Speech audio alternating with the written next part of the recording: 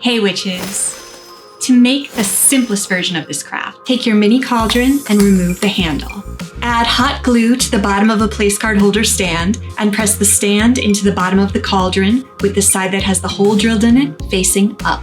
Even though I try to carefully guide the stand into the center of the cauldron, I drop it pretty much every time and have to stand it up with my fingers. Do not worry if this happens to you. Let that cool and set for a moment. Next, you're going to fill in the gap around the wire stand with insulating spray foam. This stuff expands crazy fast, and it also comes shooting out of the straw. So my advice is to aim to fill your cauldron with half as much foam as you think you need. But when that fails, because it probably will, do not stress and do not touch the fresh foam. It is very sticky. Just let the expanding foam set for about 2 hours, and then it's so easy to come back in and trim it down with scissors. Give your cauldron a cute dome muffin top. This is going to be the base for your bubbling beads. The easiest beads to use are round, pearl-shaped beads without holes in them. I couldn't find the small beads like this in craft stores, but you can find them online by searching for no-hole beads or vase filler beads. Look for a set that gives you 4 or 5 assorted sizes of beads ranging from around 3.5 or 4 millimeters all the way up to 10 millimeters. Pretty NLC Designs on Etsy has a good selection of these.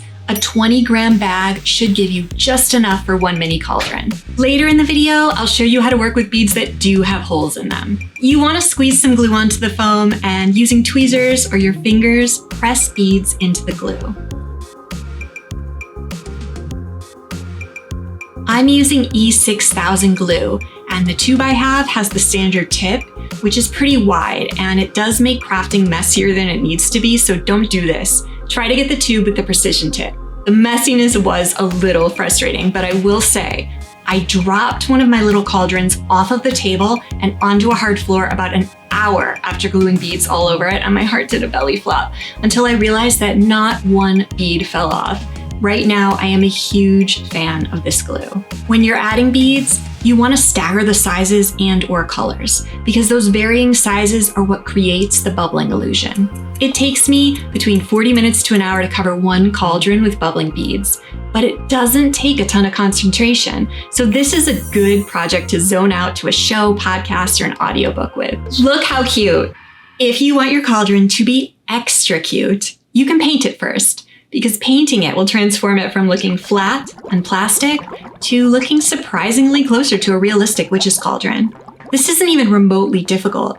Even if you've never held a paintbrush before in your life, you can do what I'm about to show you. But it does mean that your project will take more time. It can be hard to find paint that works with plastic.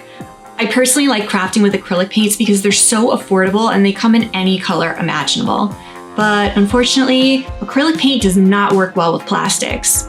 Plastics are non-porous and slippery, and even if the paint looks okay when you apply it, it usually peels or flakes off quickly. So you need to do 2 things before you brush acrylic paint on your cauldron. First, rough up the surface of the cauldron by sanding all over. Next, prime the surface by using a black spray paint that works on plastic.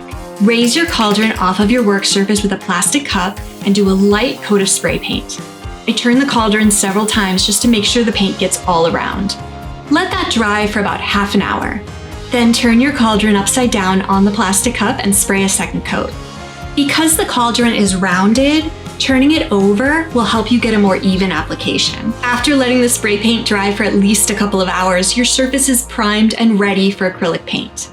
If you can picture a real metal cauldron that has been used and loved for years, you'll see the surface will shine in some areas and be dull in others. It might even have rust or bits of things baked into the surface. To bring this cauldron to life, I'm layering 4 acrylic paints on it with 2 paintbrushes. I recommend you use a metallic red, a color shifting black, a regular craft black, and a metallic black paint.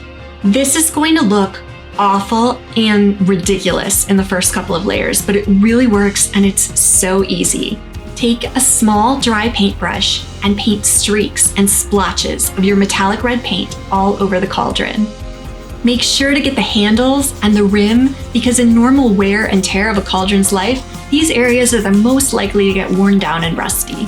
Next, don't even clean off your brush. Start layering the Color Shift Black Flash paint in streaks just right on top of the metallic red. The Black Flash has a greenish gold metallic effect. It looks like grungy metal. Okay, that looks kind of crazy, right? So to make the effect much more subtle, take a second, wider dry paintbrush and tap on some of the regular black acrylic paint. Concentrate on adding light little taps and focus more on areas of the cauldron that would be in shadow, like around the handles, under the rim, or the underside of the cauldron belly. Finally, using that same wider brush, tap on some of the metallic black paint. This effect is really subtle, but it will make the cauldron shine just a little bit. When you're happy with your paint job, let that dry at least a few hours. Then seal the acrylic paint with a spray sealer. I do 4 light coats of spray sealer about half an hour apart, and I alternate between spraying the cauldron right side up or upside down. Once your clear coat has set up at least overnight, you're going to do all of the same steps you did on the simple version. Hot glue your place card holder stand to the bottom of the cauldron. Add insulation foam and then cut it down when it's set. Then glue bubbling beads all over the foam.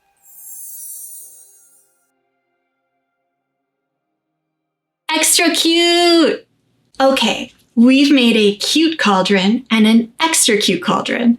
But if you're the kind of overachieving witch who wants an extra cute cauldron, here's what you're going to do. You're going to sculpt something witchy on the front of your cauldron using paper clay.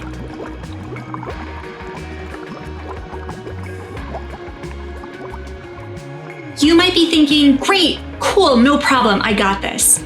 But if you're thinking, not so cool, but I'm not good at sculpting and I don't think I can make anything that looks good, stop it. I've got you. It's not that hard. First of all, unless you've already got matte sculpting skills, don't set yourself up for failure by trying to make an incredibly detailed and realistic carving. Remember, primitive symbols can be powerful and sometimes the simplest design is the most effective. A full moon is just a rough circle. Can you make a rough circle? I know you can. And if you can make a rough circle, you can also make a pumpkin. A pumpkin is just a rough circle with a stem cut out on top. And if you cut some areas out of the pumpkin to make eyes, a nose, and a mouth, you've got a sick jack-o'-lantern. Or turn your rough circle into an angry little skull by carving out eye sockets, a triangle nose, and chunky teeth. The designs that seem to work the best are on the smaller size because they look like they're part of the original cauldron. Start by cutting a small amount of paper clay off of the brick. I like to roll it flat and then break off an even smaller piece of that. Dampen that sliver of paper clay with some clean water and press it into the front of the cauldron. Then you can smush it down into whatever rough shape you need and use tools to carve out your design. If you don't have any clay tools, use toothpicks or plastic cutlery. When you're happy with your little design, let it dry at least overnight. Then follow all the steps we did with the extra cauldron. Spray paint the whole cauldron, including the clay design black. After that dries, layer the 4 acrylic paints on top. Think about what parts of your design might be more reflective or worn. Where would you expect to have shadow or light? Darken down areas that would be in shadow with the basic black paint and bring forward shiny areas with the metallic or color shifting paints. When you're done painting, seal the cauldron with 4 coats of sealer spray and let that dry at least a few hours. Then glue in your stand, add your foam, and glue your beads on. If you only have beads with holes, or maybe you couldn't find no-hole beads in the colors you wanted, it is possible to use regular pearl beads. You just have to take a little extra time to position them in the best way to reduce how much you see the holes. Build the beads around the foam base with the holes in a horizontal direction. Have them touching where you can so that the holes are butting up against each other and the pearl part of the bead faces out. Where that's not possible because the bead heights are different or the foam is uneven, you can glue more beads on top of your first layer of beads, positioned in a way to conceal the holes. I wanted to do Halloween colors for my jack-o'-lantern cauldron, but I couldn't find purple, orange, and green no-hole beads. So I mixed colored pearls that had holes with my black no-hole beads. I think mixing in some no-hole beads helped because I could glue those on top of areas where holes were showing. It is impossible to hide every hole. If you pick the cauldron up and you start tilting it around, you can make yourself crazy. So put the cauldron down in the position you're most likely to look at it, and then decide if it looks acceptable. Yay, more cuteness! These are the perfect place card holders for a Halloween dinner party or a witch's feast. They also make great tarot card holders if you do a daily, weekly, or monthly card pull and you want to display it on your altar. Or you can use them to display photos, love notes, reminders, just so many things you could do with these. The simplest version can be done in a day. The extra version will probably take a minimum of 2 days, 1 day to paint and seal, let it set overnight, and then you add your foam and beads the next day. And the Overachievers version will probably take a minimum of 3 days with an extra day to sculpt and dry your paper clay. All 3 versions are really cute. Let me know what you think of these in the comments and what you'd use them for. Be well and be witchcrafting.